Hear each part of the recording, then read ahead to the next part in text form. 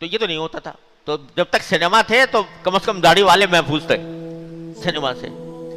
لیکن مصیبت اب آ گئی ہے اس موبائل ٹیلی فون کی, اسمارٹ فون جس کو کہا تھا اسمارٹ فون, اور اس کو عربی میں ترجمہ کیا جاتا ہے الہاتف الذکی.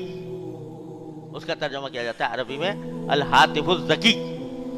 اب وہ ذکی ایسا ہے کہ اس میں دنیا بھر کا کوڑا کرکٹ جمع ہے, اور اب کسی کو فحاشی اور عریانی کے متلاشی کو سنیما میں جانے کی ضرورت نہیں ہے, اس کی جیب میں پڑا ہوا ہے.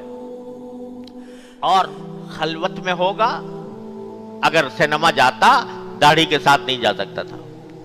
لیکن اگر یہ ٹیلی فون موجود ہے اور اس میں دنیا بھر کی خرافات اس کے اندر موجود ہے, تو وہ تنہائی میں بیٹھے اپنے کمرے کے اندر, اس کو کسی کی شرم نہیں, اس کو کسی کا حیا نہیں, جب تک اللہ جل جلالہ کا خوف اس کے دل میں نہ ہو, اللہ تعالیٰ کے سامنے پیشی کا احساس اس کے دل میں نہ ہو, اس وقت تک یہ مبتلا ہو جاتا ہے اس میں.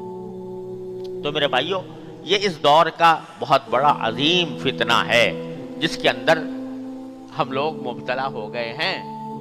اور ایسا کوئی اللہ کا بندہ ہوگا جو اس قسم کا فون رکھے اور گناہ سے محفوظ رہے. کہیں نہ کہیں اس کی نگاہ جو ہے وہ ایسی جگہ پڑ جائے گی جو اس کے لیے جہنم کا ایندھن بننے کے لیے کافی ہوگی, اللہ بچائے.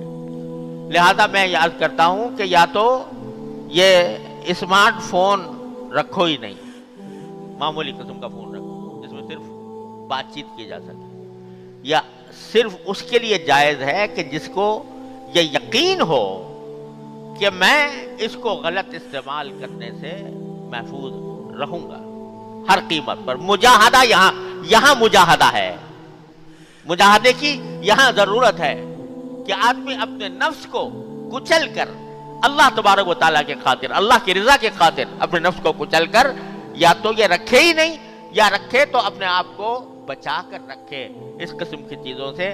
ایسی بھی سنا ہے چیزیں آ گئی ہیں جس کے ذریعے اس قسم کی چیزوں کو نکالا جا سکتا ہے. اگر ایسا ہو سکتا ہو تو بے شک رکھے, لیکن ہر صورت میں مجاہدہ چاہیے کہ اگر میں یہ دیکھوں گا تو میرا انجام